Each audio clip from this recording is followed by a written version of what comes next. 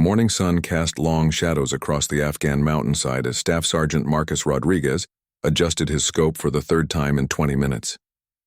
His hands, steady despite the cold mountain air, moved with the practiced precision of a man who had made impossible shots in impossible situations. Below him, hidden in the rocky terrain, his Navy SEAL team waited for his signal. The mission had started like any other reconnaissance operation. Intelligence suggested that a high-value target would be moving through this remote valley, and Team Bravo had been tasked with surveillance and potential elimination. Rodriguez had been the team's designated marksman for over 4 years, earning his reputation through countless successful operations across 3 different theaters of war. What made this mission different was the silence that had fallen over their radio communications 2 hours ago. The usual chatter from command had stopped abruptly, leaving the 8-man team isolated in hostile territory with no backup communication. Team leader Lieutenant Commander Jake Morrison had made the decision to continue with the mission. Trusting in their training and each other, Rodriguez peered through his scope again, scanning the valley floor where dust clouds indicated approaching vehicles. Through the magnified lens, he could make out 3 black SUVs moving in convoy formation. His finger rested lightly on the trigger guard, waiting for Morrison's command. The target was supposed to be in the middle vehicle, a weapons dealer responsible for supplying insurgent groups throughout the region. As the convoy slowed near a checkpoint, Rodriguez could see figures emerging from the vehicles.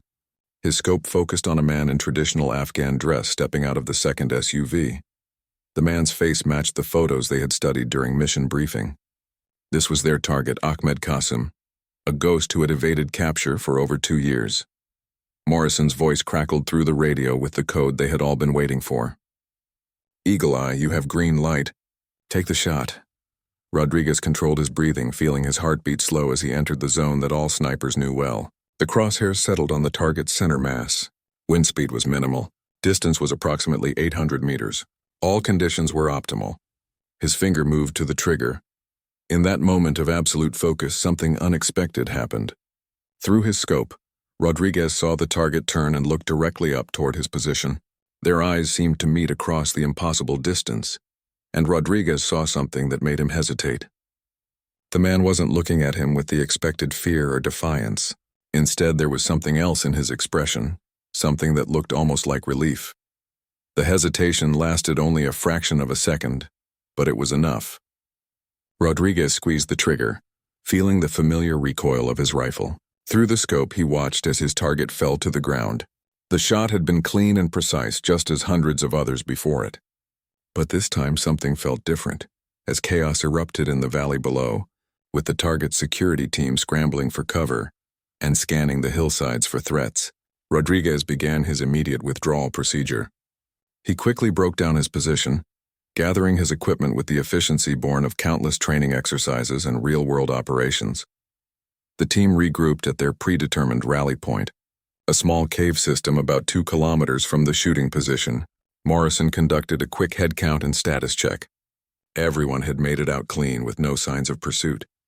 The mission, by all tactical measures, had been a complete success. But as they prepared to move to their extraction point, Rodriguez found himself replaying those final moments before he pulled the trigger. Something about the target's expression nagged at him.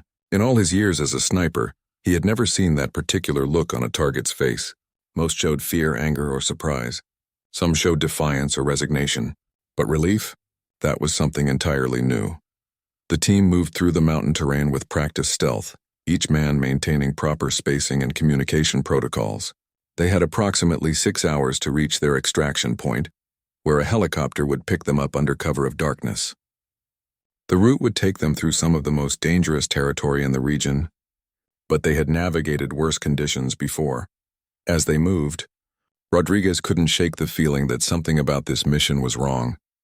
The radio silence from command, the target's strange reaction, and now an unusual tension among his teammates that he couldn't quite identify. Petty Officer Williams, who usually maintained constant chatter during movements, had been unusually quiet since they left the cave. During a brief rest stop, Morrison pulled Rodriguez aside. The team leader's face showed concern that went beyond normal post-mission stress. He had known Morrison for 3 years, and the man was typically unflappable under pressure. "Marcus, I need to ask you something, and I need a straight answer," Morrison said in a low voice. "Are you certain about your target identification? Are you absolutely sure you shot the right man?" The question caught Rodriguez off guard.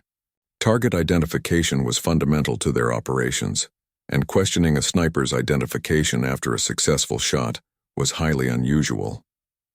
"Positive ID, sir. Target matched all parameters from the briefing photos. Why do you ask?" Morrison looked toward the rest of the team, who were maintaining security positions around their temporary position. "We received some conflicting intelligence just before communications went dark. There's a possibility that Qasim might have had a body double with him. Intelligence wasn't certain, which is why they didn't change the mission parameters." Rodriguez felt a cold knot forming in his stomach. The possibility of eliminating the wrong target was every sniper's nightmare. The precision of their role meant that mistakes carried enormous consequences, not just tactically but morally. "What kind of conflicting intelligence?" Rodriguez asked, though he wasn't sure he wanted to hear the answer. Morrison checked his watch and signaled for the team to prepare to move again. "The kind that suggests we might have just killed someone who was trying to help us," he said quietly. "But we'll deal with that when we get back to base. Right now, we need to focus on getting home alive." As the team resumed their movement toward the extraction point, Rodriguez found himself questioning everything about the mission. The strange look on the target's face now made terrible sense. If the man had been working with coalition forces, that expression of relief might have been because he thought he was seeing friendly forces, not realizing he was in the crosshairs of a sniper's rifle. The weight of his rifle, which had always felt like a natural extension of his body, now seemed heavier with each step through the Afghan mountains. The extraction helicopter never came. Rodriguez and his team waited in the designated landing zone as darkness fell across the mountain valley, watching empty skies while their radio remained stubbornly silent. Morrison made the decision that every special operations leader dreaded having to make. They would have to walk out on their own. The nearest friendly outpost was 47 kilometers away through some of the most dangerous terrain in Afghanistan. Taliban forces controlled much of the territory between their current position and safety, and without communication support, the team was effectively operating blind. They had enough supplies for 3 days if they rationed carefully, but the journey could take twice that long if they encountered enemy forces. Rodriguez found himself constantly replaying the shot in his mind as they moved through the night. The more he thought about it, the more convinced he became that something had been terribly wrong about the entire operation. The target's behavior, the radio silence, and now the failed extraction all pointed to a mission that had been compromised from the beginning. Petty Officer Williams, who had been unusually quiet since the operation, finally approached Rodriguez during a rest break. Williams was the team's communications specialist, a tech-savvy sailor from Detroit who could make almost any piece of electronic equipment work in impossible conditions. "Marcus, I need to tell you something," Williams said, his voice barely above a whisper. "I've been monitoring enemy radio traffic since we lost communication with base. The chatter I'm picking up suggests that Ahmed Qasim is still alive." Rodriguez felt his blood run cold. "That's impossible. I saw him go down. The shot was clean." Williams shook his head grimly. "I know what you saw, but I'm telling you what I'm hearing on their frequencies.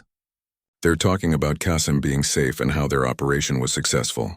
They keep mentioning something about the American friend being eliminated." The implications hit Rodriguez like a physical blow. If Qasim was still alive, then whoever he had killed in that valley was someone else entirely.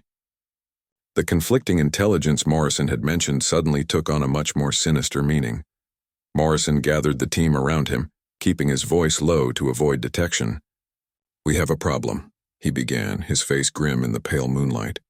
"Based on intelligence Williams has intercepted, it appears our mission may have been deliberately compromised. We were sent to eliminate someone who was working with coalition forces, while the real Qasim remained safe."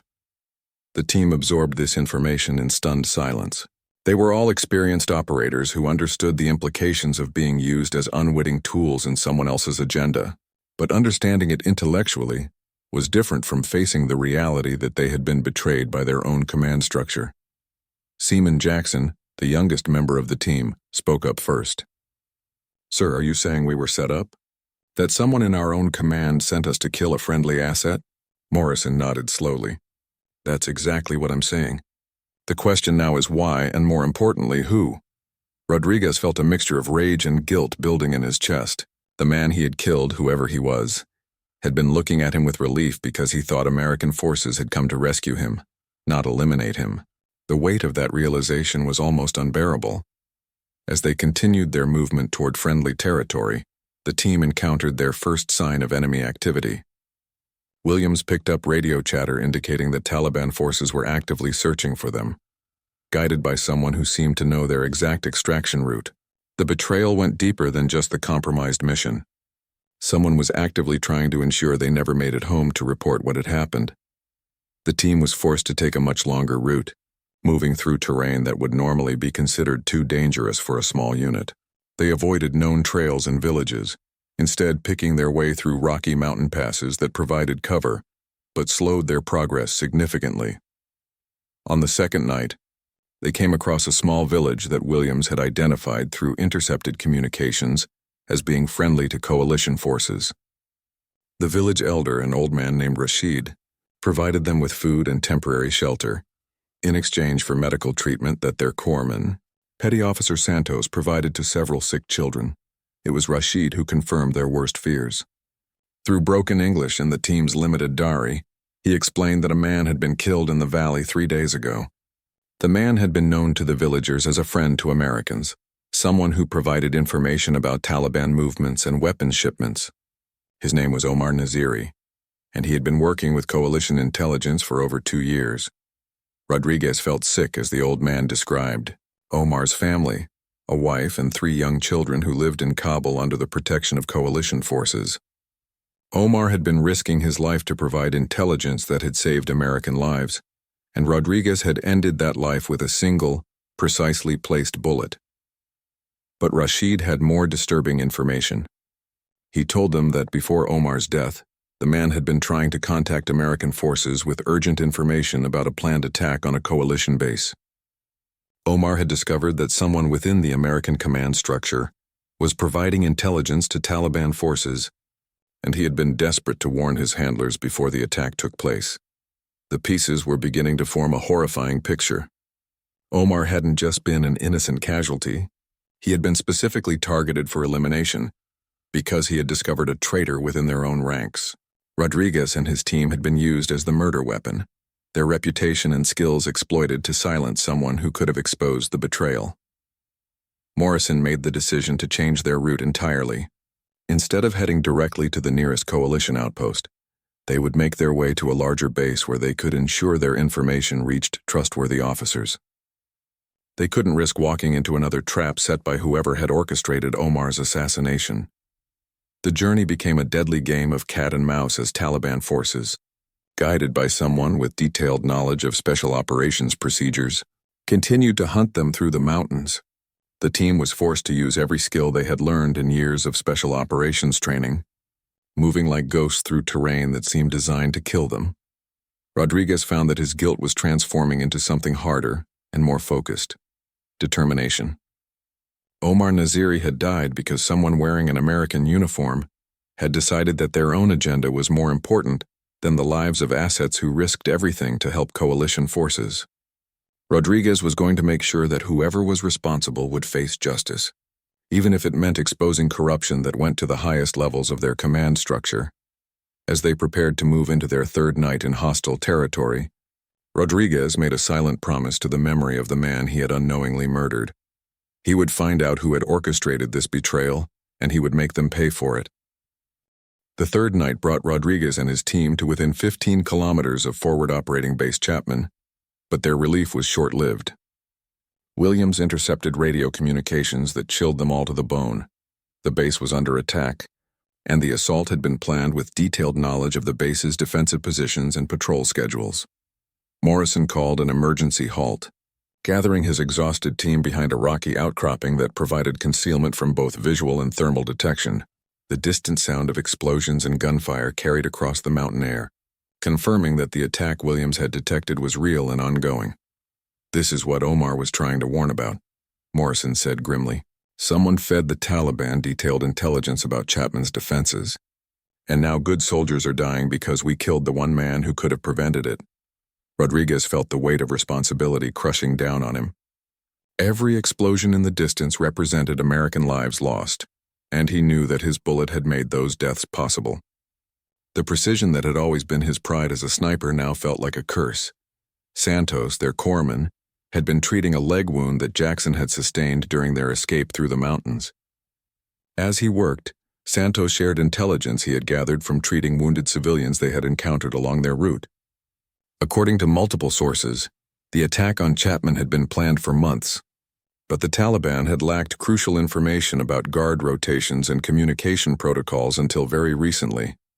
Someone high up the chain is feeding them everything they need, Santos said as he finished bandaging Jackson's wound. This isn't just about eliminating Omar. This is about someone who's been compromising operations for months, maybe longer. Williams had been monitoring multiple radio frequencies, and what he discovered painted an even darker picture. The Taliban forces attacking Chapman were using American tactical communications protocols and call signs that should have been known only to senior coalition command staff. The betrayal went far deeper than anyone had imagined. The team faced an impossible decision: attempt to help defend Chapman and risk walking into a trap, or continue to the next nearest base and risk arriving too late to prevent further attacks. Morrison made the call that defined his leadership. They would approach Chapman carefully, assess the situation, and intervene only if they could make a meaningful difference without compromising their own mission to expose the traitor. As they moved closer to the base, the scope of the attack became clear. Taliban forces had surrounded Chapman and were conducting a coordinated assault using tactics that mirrored coalition special operations procedures. It was like watching their own training being used against them, and the effectiveness was devastating. Rodriguez found an overwatch position on a ridge about 800 meters from the base's perimeter. Through his scope, he could see Taliban fighters moving with a level of coordination and tactical awareness that was far beyond what they typically encountered. Someone had not only provided them with intelligence but had trained them to use it effectively. The base's defenders were putting up fierce resistance, but they were clearly outmatched by attackers who seemed to anticipate their every move. Rodriguez counted at least 40 Taliban fighters in the assault force, supported by mortars and what appeared to be captured American equipment. Morrison positioned the rest of the team in support positions, while Rodriguez prepared to provide sniper support for the base's defenders. But as he scanned the battlefield through his scope, he noticed something that made his blood run cold.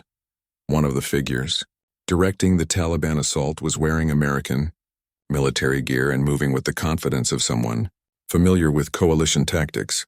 Command, I have eyes on what appears to be an American advisor with the attacking force, Rodriguez reported through his radio, using a frequency that Williams had determined was secure from Taliban interception. Morrison's response came immediately. Are you certain? That's a serious accusation. Rodriguez adjusted his scope's magnification and studied the figure more carefully. The man was wearing American camouflage and carrying what appeared to be standard-issue equipment, but he was clearly coordinating with Taliban forces and directing their assault on coalition positions. Positive identification, Rodriguez confirmed. American gear, American tactics, coordinating enemy assault. The realization hit the entire team simultaneously. They weren't just dealing with intelligence leaks. They were facing active collaboration between American personnel and Taliban forces. Someone in their own military was directly participating in attacks against their fellow soldiers.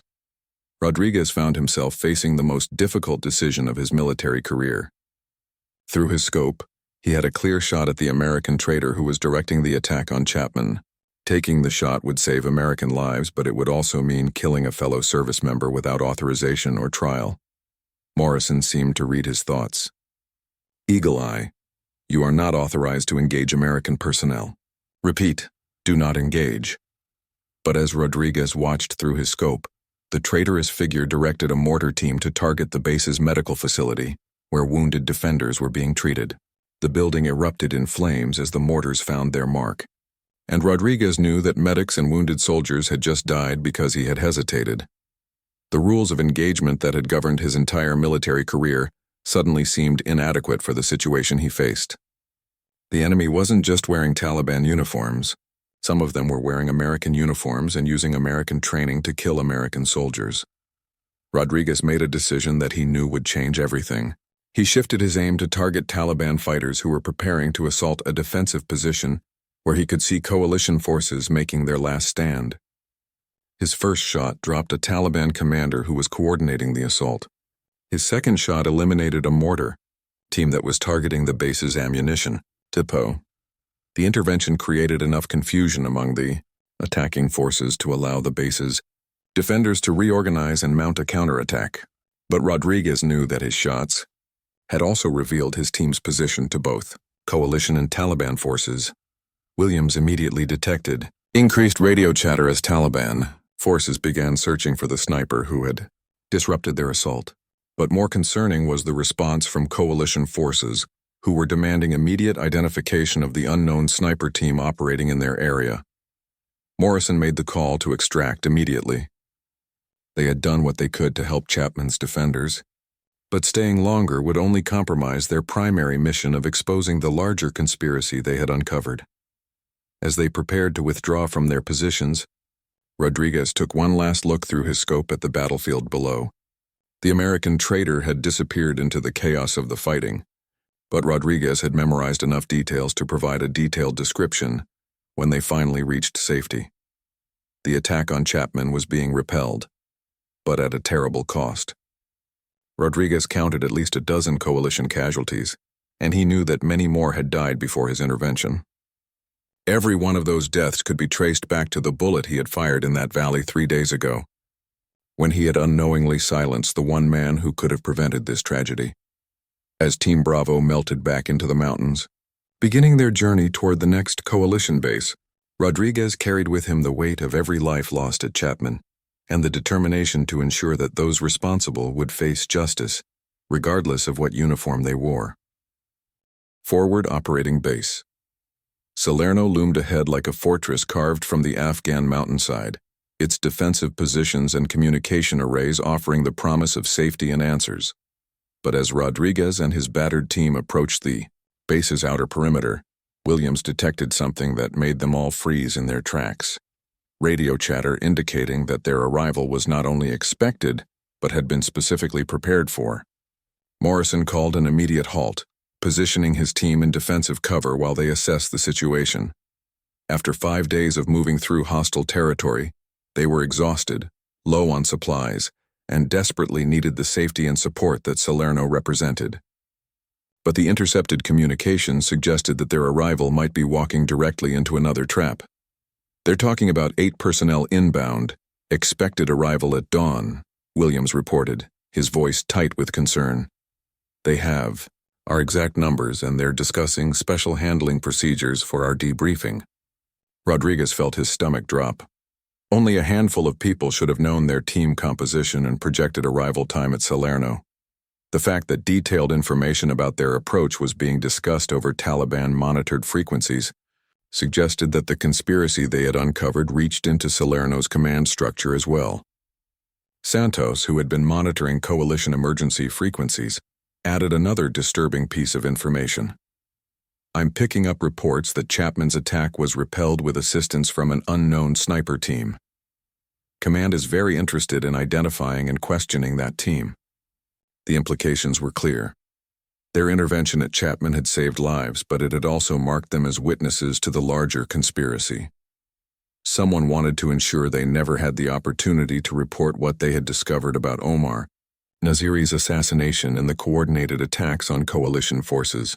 Morrison faced a decision that went against every instinct developed through years of military service. Instead of seeking safety at an American base, they would have to treat their own forces as potentially hostile. The realization was bitter, but their survival and the exposure of the conspiracy depended on maintaining operational security, even from their own command structure. The team established a concealed observation post overlooking Salerno's main entrance. Through Rodriguez's scope, they could see unusual activity around the base's security checkpoints. Additional personnel were manning positions that were normally lightly staffed, and several vehicles that appeared to contain what looked like detention equipment were parked near the main administration building. "They're not planning a debriefing," Rodriguez observed grimly. "They're planning to disappear us." Williams had continued monitoring radio traffic and discovered that orders had been issued to detain Team Bravo immediately upon arrival for enhanced interrogation regarding unauthorized actions and potential security breaches. The orders had come from Colonel Marcus Brennan, Salerno's commanding officer, who had specifically requested that the team be held in isolation without access to communications or legal representation. The pieces of the conspiracy were beginning to form a clearer picture. Colonel Brennan had been mentioned in some of the intelligence briefings they had received before the mission to eliminate Omar Naziri. He was responsible for coordinating intelligence sharing between coalition forces and Afghan government agencies, which would have given him access to information about assets like Omar and the ability to compromise their operations. Santos made a disturbing connection. Brennan was the approving authority for our original mission. He signed off on the intelligence package that identified Omar as Ahmed Qasim. If he's dirty, then he specifically used us to eliminate someone who was threatening his operation. Rodriguez felt a cold rage building as he realized the full scope of how they had been manipulated. Brennan hadn't just provided them with false intelligence. He had carefully orchestrated their use as assassins while ensuring they would be eliminated before they could expose his betrayal. The team spent the day conducting surveillance of Salerno while planning their next move. They needed to find a way to expose Brennan's conspiracy, but they also had to survive long enough to present their evidence to trustworthy authorities. The challenge was identifying who could be trusted when the corruption potentially reached the highest levels of their command structure. As evening approached, Williams intercepted communications that provided them with an unexpected opportunity. A convoy carrying Brigadier General Patricia Hayes, the regional commander responsible for special operations oversight, was scheduled to arrive at Salerno the following morning. General Hayes had a reputation for absolute integrity and had been investigating irregularities in intelligence operations across the region. Morrison made a decision that would either save them or get them all killed. They would infiltrate Salerno during the night and attempt to make contact with General Hayes before Brennan could implement his plan to silence them permanently. The infiltration required using every skill they had developed during years of special operations training. Rodriguez positioned himself as Overwatch while the rest of the team moved through Salerno's perimeter defenses, using routes they had memorized during their surveillance. Santos and Jackson created a diversion by triggering motion sensors in a section of the base perimeter opposite from their actual infiltration route. As security forces responded to the false alarm, Morrison and Williams moved toward the communications center, where they could access secure channels to contact General Hayes's convoy. Rodriguez watched through his scope as his teammates moved, like shadows through the base he had once considered home. The irony wasn't lost on him. They were conducting a covert operation against their own forces, using tactics designed to protect American interests against Americans who had betrayed those interests. Williams successfully accessed the communications center and established contact with General Hayes's convoy, using authentication codes that only special operations personnel would know. The general's response was immediate and decisive. She would arrive at Salerno ahead of schedule and would meet with Team Bravo in a secure location away from Brennan's direct control. But their success was short-lived. As the team prepared to withdraw from the base, Rodriguez detected movement that indicated they had been discovered. Colonel Brennan himself was leading a security team directly toward their position, and his radio communications made it clear that he intended to eliminate them before General Hayes could arrive. The confrontation that Rodriguez had been dreading was about to become inevitable. Through his scope, he could see Brennan's face clearly for the first time, and what he saw there was the cold calculation of a man who had been systematically betraying his own forces for personal gain. Rodriguez found himself in a position that every sniper feared, having a clear shot at a target wearing an American uniform, knowing that taking the shot might be the only way to prevent further deaths of American soldiers. The rules of engagement that had governed his entire career provided no guidance for a situation where the enemy was wearing the same uniform he wore. Morrison's voice came through his earpiece with an urgency that Rodriguez had never heard before. "Eagle Eye, we have multiple hostiles in American uniforms moving to surround our position. General Hayes is still 20 minutes out. We need immediate support or we're not going to survive this. Rodriguez settled his crosshairs on Colonel Brennan and prepared to make the most difficult decision of his military career. The man in his scope wasn't just a traitor. He was directly responsible for the deaths of American soldiers and the assassination of allies who had risked everything to help coalition forces. The question that would haunt Rodriguez for the rest of his life formed in his mind as his finger moved to the trigger. When your own command structure becomes the enemy, who decides what constitutes legitimate use of force? Rodriguez's finger hesitated on the trigger as he watched Colonel Brennan through his scope. The moral weight of potentially killing an American officer, even a traitorous one, warred with his duty to protect his teammates who were surrounded and outgunned in the compound below. The decision was taken out of his hands when Brennan's security team opened fire on Morrison's position without warning. The sound of automatic weapons fire echoed across the base as Rodriguez made his choice. His first shot took down a sergeant who was flanking Santos's position. His second shot eliminated a sniper who had Morrison pinned down behind a concrete barrier. Each shot was precise and calculated, targeting only those who posed immediate threats to his teammates. Brennan's voice carried across the compound as he shouted orders to his remaining men. "Kill them all! They're terrorists who infiltrated the base. Shoot to kill!" The accusation was as clever as it was deadly. By labeling Team Bravo as terrorists, Brennan was ensuring that any base personnel who responded would view them as hostile targets rather than fellow Americans.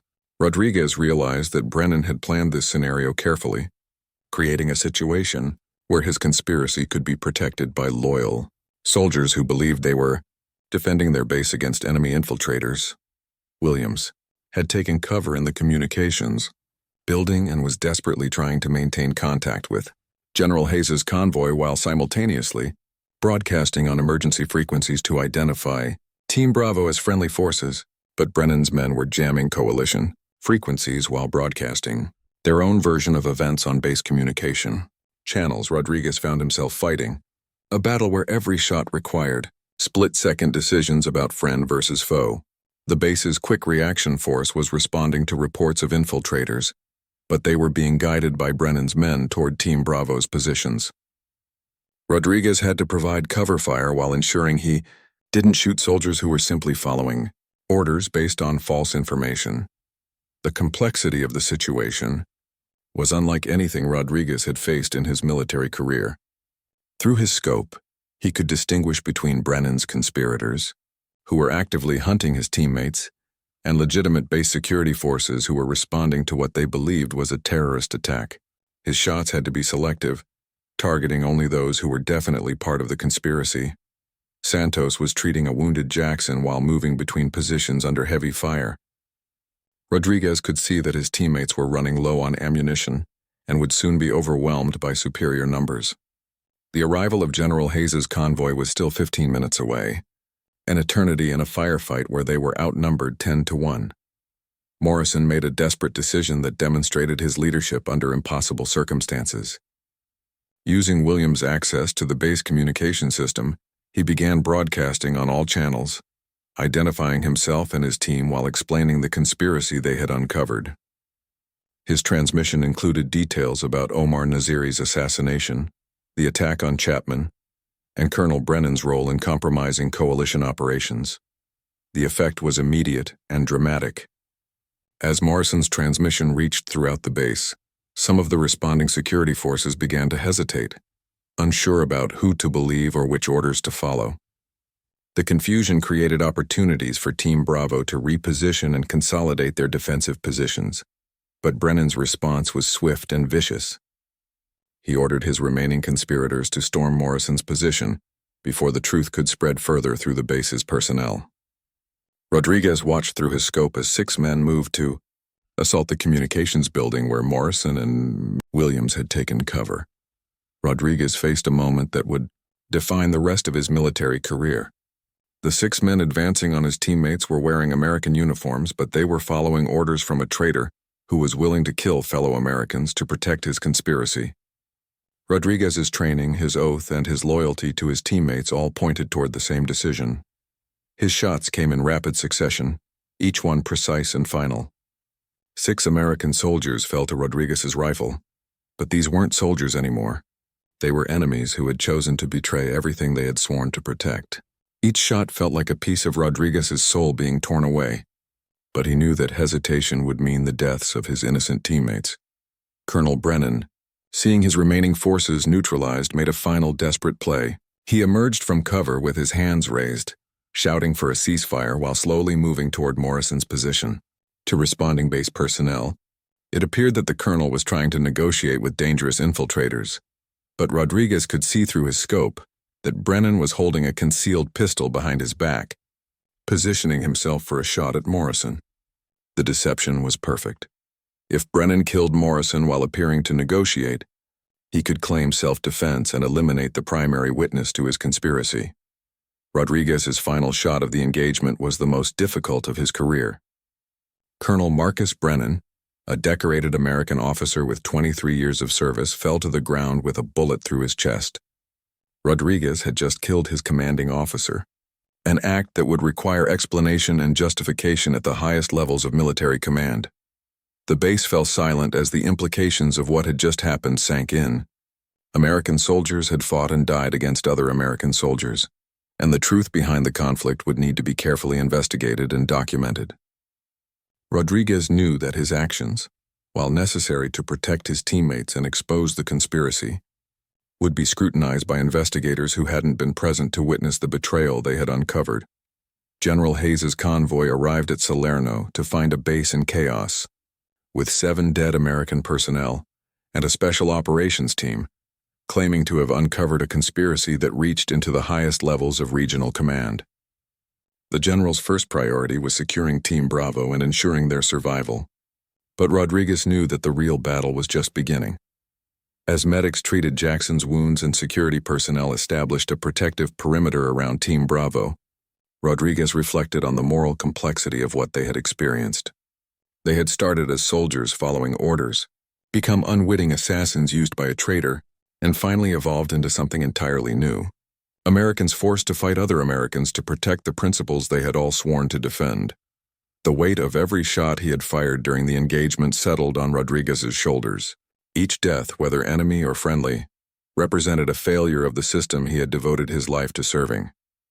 But he also knew that without those shots, the conspiracy would have continued, and more innocent soldiers and assets like Omar Naziri would have died. Williams had documented everything through recorded communications and digital evidence gathered during their infiltration. Santos had treated wounded personnel from both sides of the engagement, demonstrating the humanity that distinguished soldiers from killers. Morrison had shown leadership that transcended rank and regulation, making decisions based on principles rather than protocol. As General Hayes began her preliminary interviews with Team Bravo, Rodriguez understood that they had crossed a line from which there could be no return. They were no longer simply soldiers following orders. They had become something more complex and morally ambiguous. They were Americans who had been forced to fight other Americans to protect America itself. General Hayes established a secure debriefing facility in an isolated section of Salerno, away from base personnel who might be compromised or influenced by the conspiracy they were investigating. Rodriguez found himself sitting across from a woman whose reputation for integrity was legendary throughout Special Operations Command. But he also knew that his account of events would strain the credibility of even the most open-minded investigator. The debriefing sessions lasted for 3 days, with each team member providing detailed testimony about every aspect of their mission, from the initial briefing to the firefight that had ended with Colonel Brennan's death. Rodriguez's testimony was particularly crucial, as he was the only one who could provide first-hand accounts of both Omar Naziri's assassination and the precise circumstances that had led to his shooting of American personnel. Williams had preserved digital recordings of intercepted Taliban communications that proved the enemy had been receiving detailed intelligence from American sources. Santos provided medical evidence from treating wounded civilians that corroborated their claims about coordinated attacks being planned using American tactical intelligence. Morrison's leadership decisions were documented through radio communications that Williams had recorded throughout their ordeal. But despite the mounting evidence, Rodriguez could see skepticism in the faces of some of the investigators who joined General Hayes's inquiry. The idea that a decorated colonel had orchestrated the assassination of American assets and coordinated with Taliban forces was almost too disturbing for the military hierarchy to accept without overwhelming proof. The breakthrough came when General Hayes's intelligence specialists analyzed Colonel Brennan's personal communications and financial records. Hidden accounts in overseas banks revealed payments totaling over $2 million from sources connected to regional weapons dealers and Taliban financiers. The colonel hadn't just been providing intelligence, he had been operating as a paid agent for enemy forces. Rodriguez learned that the conspiracy had been far more extensive than they had realized. Brennan had been compromising coalition operations for over 18 months, providing Taliban forces with detailed information about patrol routes, supply convoys, and intelligence assets. Omar Naziri had discovered financial irregularities that would have exposed the payments, which is why he had been targeted for elimination. The investigation revealed that at least 12 coalition personnel had died as a direct result of intelligence Brennan had provided to enemy forces. Supply convoys had been ambushed, patrol routes had been compromised, and safe houses had been attacked based on information that Brennan had systematically leaked. Rodriguez's bullet had ended the life of someone who was directly responsible for the deaths of American soldiers. General Hayes shared information that provided context for the larger implications of what Team Bravo had uncovered. Intelligence agencies had been investigating irregularities in regional operations for months, but they had lacked the concrete evidence needed to identify the source of the leaks. Team Bravo's actions had not only exposed the conspiracy, but had prevented additional attacks that could have killed dozens of coalition personnel. The moral complexity of Rodriguez's actions became a central focus of the investigation. Military, legal experts debated whether his shooting of American personnel could be justified under existing rules of engagement, given that those personnel were following orders from a superior officer, even if that officer was a traitor. The legal precedents were unclear, and Rodriguez faced the possibility of court-martial proceedings despite having acted to save lives and expose treason. Jackson, recovering from his wounds, provided testimony that helped clarify the team's decision-making process during the crisis. He explained how they had attempted to follow proper channels and seek support from legitimate command authority, only to discover that their own command structure had been compromised. Their actions had been driven by necessity rather than insubordination. Santos's medical expertise proved crucial in documenting the evidence of Brennan's conspiracy. His treatment of wounded Afghan civilians had provided opportunities to gather intelligence about planned attacks, and his medical records corroborated claims about the timing and scope of Taliban operations that could only have been possible with detailed American intelligence. Morrison's leadership throughout the crisis became a model for how special operations personnel should respond when faced with systemic corruption within their own command structure. His decisions to prioritize the protection of American lives over adherence to compromised orders demonstrated the kind of moral courage that the military aspired to instill in its leaders. The investigation expanded beyond Team Bravo as General Hayes's specialists identified other personnel who had been involved in Brennan's conspiracy. 3 additional officers and 2 enlisted personnel were arrested on charges ranging from treason to accessory to murder. The network had been larger than anyone had initially suspected, with tentacles reaching into multiple bases and command structures throughout the region. Rodriguez found himself grappling with the psychological aftermath of his actions. The precision that had always defined his role as a sniper had been turned against fellow Americans, even if those Americans had betrayed their oath and their country. The weight of taking lives was familiar to him, but the weight of taking American lives was something entirely different. Williams's technical expertise had been crucial in documenting the conspiracy and providing evidence that would stand up in military courts. His recordings and digital forensics work created an irrefutable record of the betrayal that Team Bravo had uncovered. But he also struggled with the knowledge that his skills had been used to expose corruption within their own military family. General Hayes made it clear that Team Bravo's actions had saved lives and exposed a conspiracy that threatened the security of coalition operations throughout Afghanistan. But she also acknowledged that their methods had been unconventional and would require careful legal review to determine appropriate consequences and commendations. The broader implications of the case extended beyond individual accountability. The discovery of Brennan's conspiracy revealed vulnerabilities in intelligence-sharing procedures and oversight mechanisms that had allowed a decorated officer to operate as an enemy agent for over a year. Systematic changes would be needed to prevent similar betrayals in the future.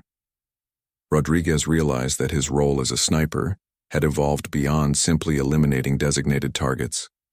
He had become an instrument of justice within a system that had been corrupted from within, forced to make moral decisions that transcended military regulations and rules of engagement. The man who had emerged from the mountains of Afghanistan was fundamentally different from the soldier who had taken that fateful shot in the valley where Omar Naziri died. As the investigation continued, Rodriguez understood that his actions would be scrutinized and debated for years to come, but he also knew that without those actions, more American soldiers would have died, and Omar Naziri's sacrifice would have been meaningless. The weight of command responsibility had fallen on his shoulders in those critical moments, and he had chosen to protect American lives over American regulations. 6 months after the firefight at Salerno, Rodriguez stood in the woods outside Fort Bragg, North Carolina, his rifle case slung over his shoulder as he walked away from what would be his final military shooting range session. The investigation had concluded, the courts-martial had been completed, and the conspiracy that had cost so many lives had been fully exposed. But the man walking through those trees was no longer the same Staff Sergeant Marcus Rodriguez, who had taken that fateful shot in an Afghan valley. The official findings had vindicated Team Bravo's actions, determining that their response to the conspiracy had been both necessary and heroic. Rodriguez had received a Silver Star for his actions during the engagement at Salerno, recognizing his courage under fire and his role in exposing treason within the ranks. But he had also received an honorable discharge at his own request, unable to continue serving in a system that had proven capable of such profound betrayal. Morrison had been promoted to commander and given a position in special operations oversight, where his experience with the Brennan conspiracy would help prevent similar situations in the future. Williams had been recruited by military intelligence, where his technical skills and hard-earned understanding of operational security would be put to use protecting other assets like Omar Naziri. Santos had remained with his SEAL team, but with additional responsibilities for training personnel to recognize and respond to internal threats. Jackson had recovered fully from his wounds and had chosen to continue his naval career, but with a new understanding of the moral complexities that could face special operations personnel. His testimony during the investigation had been particularly powerful in demonstrating how young service members could maintain their integrity even when faced with systemic corruption. The broader investigation had revealed that Brennan's conspiracy had been even more extensive than initially suspected. 17 military personnel across 4 different bases had been implicated in various aspects of the intelligence-sharing operation. The financial network that had supported the conspiracy included connections to weapons dealers, drug traffickers, and terrorist organizations throughout the region. Rodriguez had testified before a closed session of Congress, providing lawmakers with first-hand accounts of how the conspiracy had operated and what systematic changes were needed to prevent similar betrayals.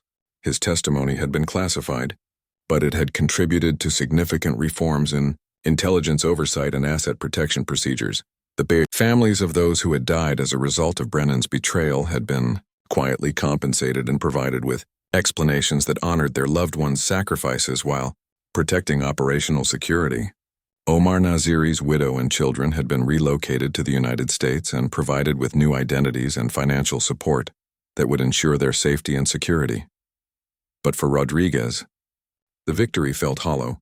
He had prevented additional deaths and exposed a conspiracy, but he couldn't bring back Omar Naziri, or the soldiers who had died at Chapman and other locations where Brennan's intelligence had been used against coalition forces. The precision that had once defined his pride as a sniper now felt like a burden that followed him everywhere.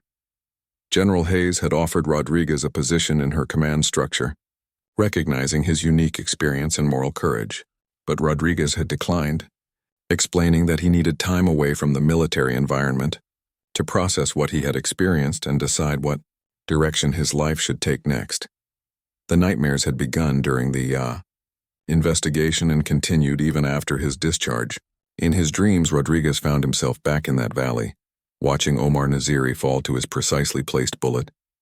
Sometimes the dreams showed him the man's family, mourning a father and husband, whose death had been orchestrated by someone, wearing the same uniform Rodriguez had worn with pride for over 8 years. Rodriguez had begun working with a veterans organization that helped former special operations personnel transition to civilian life. His experience with moral injury and complex trauma made him uniquely qualified to counsel other veterans who had faced impossible decisions in combat situations. The work was difficult but meaningful, allowing him to transform his painful experiences into help for others. Williams visited Rodriguez regularly, and their conversations often returned to the question that haunted all of them: how many other conspiracies might exist within military command structures, and how many other Omar Naziris might be at risk from betrayal by the very people they trusted to protect them. The systematic changes implemented after the investigation were important, but they couldn't address the fundamental human capacity for corruption and betrayal. Morrison had shared intelligence suggesting that similar conspiracy networks might exist in other theaters of operation, but the evidence was circumstantial and the investigations were proceeding slowly. The military hierarchy was understandably reluctant to believe that the Brennan case represented a widespread problem rather than an isolated incident.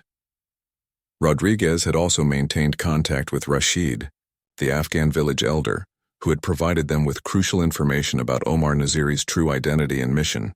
Through secure communications channels, Rodriguez had learned that the village had been attacked by Taliban forces shortly after Team Bravo's departure, apparently in retaliation for the assistance they had provided to American forces. The attack on Rashid's village served as a reminder that the consequences of the conspiracy extended far beyond American military personnel. Afghan civilians who had risked their lives to support coalition forces had paid prices that couldn't be calculated in official reports or casualty statistics. The betrayal had rippled outward, destroying trust and costing lives throughout the communities that depended on coalition protection. As Rodriguez reached his truck at the edge of the woods, he reflected on the question that a Navy SEAL commander had asked him during his final debriefing: who pulled the trigger? The question had seemed simple at first, referring to his role as the team's designated marksman. But Rodriguez had come to understand that the question was more complex than it appeared. He had pulled the trigger that killed Omar Naziri, but Colonel Brennan had orchestrated the assassination. He had pulled the trigger that killed American conspirators at Salerno, but their betrayal of their oath had made that action necessary. The question of ultimate responsibility was complex, involving systemic failures, individual choices, and moral decisions that transcended military regulations. Rodriguez started his truck and drove away from Fort Bragg for the last time, knowing that he would carry the weight of those decisions for the rest of his life. But he also knew that his actions had prevented additional betrayals and saved lives that would otherwise have been lost to continued conspiracy. The man who emerged from the woods that day was no longer a soldier, but he was someone who understood the true cost of defending principles against those who would corrupt them from within. The question, who pulled the trigger, would always have multiple answers, but Rodriguez had learned to live with the complexity of moral responsibility in a world where the line between friend and enemy wasn't always clear, and where the greatest threats sometimes came from those who shared your uniform but not your principles.